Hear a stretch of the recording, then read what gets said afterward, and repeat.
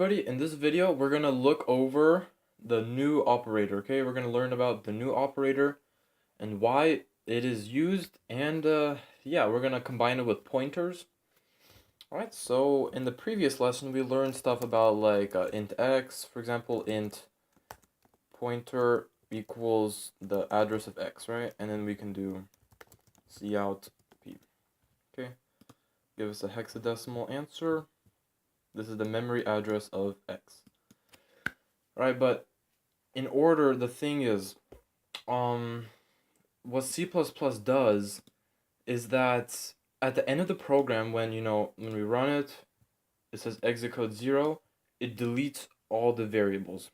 Okay, so we assign the value to them, and then after all the processing is done, after the program is terminated, only then it deletes the memory from the variables. Okay, but we want to be able to delete memory from variables not only when the program ends, okay? We want to be able to delete the value of variables anytime we want, alright? So if I did int x equals 0, that doesn't mean it equals nothing, okay? We can literally like permanently like delete the variable. Kind of interesting, but let's go over, right? The new operator. So we're going to delete this. We're going to have int, it's a pointer, equals new int. That's simple, okay? Let's go ahead and click run. As you can see, here's our hexadecimal. Okay, try to remember, okay, x25c, right? Remember that? And as you can see, it changes 31D, 2A6. It changes every time. Why? Because it's picking a new spot from the memory, from the computer, to use as the pointer, right? To store this new int we have. So instead of, perfectly saying, oh, int x, we just have new int. This allows for a lot more efficiency in our programs, all right? If you can get in the habit of using, new int, that's pretty good, right? So let me give you an example. So we have this new int assigned, we have this pointer that's assigned to our new integer, right? But how do we access that new int that's connected to pointer p? Well, if we do, for example, p equals 5, okay? And if we use an asterisk, we can actually access what the new int of p is worth. All right, this is getting pretty confusing, I can imagine but practice makes perfect until you fully understand it, alright? So let's click run. It's going to give us 5. Ooh, it did not. Because I forgot a semicolon. I forgot the asterisk. But as you can see, it gives us 5. So P has the memory address of this new int, right, where it's located on the computer, and it also stores the value of it too. So our new int equals 5, right? But then our p, our pointer, equals, this blah blah blah, this number, right? So that's kind of how, and this new int is associated with, they together. So we can also do, for example, int a, another pointer, equals new int, okay? And as you can see, we didn't even declare a name. We didn't even have, the C++ already knows, okay, this is assigned with this is assigned with this, right? So let's do, a equals 10, all right? And we're gonna have p plus a, the value of a new int p and the new int a, give us 15. Whoops. Oh, I'm a silly goose, aren't I? Semicolon. 15. So this is pretty cool and all, but we're gonna have to go over something we haven't gone over, unfortunately. It's called return. Okay. So if we go ahead, do a couple spaces. This is probably one of the most confusing videos you're gonna watch. because this is a very crazy subject, but once you understand it, it's all good. This is where C++ really starts getting difficult. Return 0 semicolon, okay? And what does that do? I mean, it doesn't really change anything, right? Still, let's write a comment. Terminates the program. This return 0 means, okay, end the program right now. Okay, end this code right now. So if we were to get this return 0, and let's say if we move it up here. Okay, this code, all this code right here we have, it returns 15. Okay?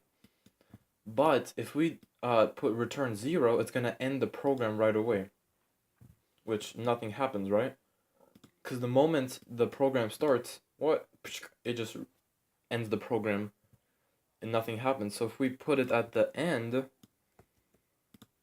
let's say even if we put it in between here, it's not going to display anything. Why? Because it's going to end the program before it can output the message, right? The 15.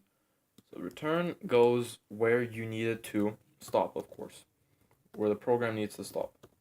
Let's go ahead do this. All right, you can also return any integer, and we'll go over this in a later video when we go over functions, but int, okay, it means the program needs to return an integer, okay? And we can make it return 123, which is, you know, this is used for special circumstances, like if we're testing something and we want to know, okay, if it's this and this, okay, return 2. Okay, if it's not this, return 3, blah, blah, blah, okay? But return 0 means a successful program was successfully, it even says here, normal program termination. Okay, good, good, good. And so, the new operator, right? So, creates a new instance, right, of this integer. We don't even have to name it. And this gives us a lot more efficiency, flexibility. But another thing we're going to cover is the delete. Okay, this is also something really, really interesting.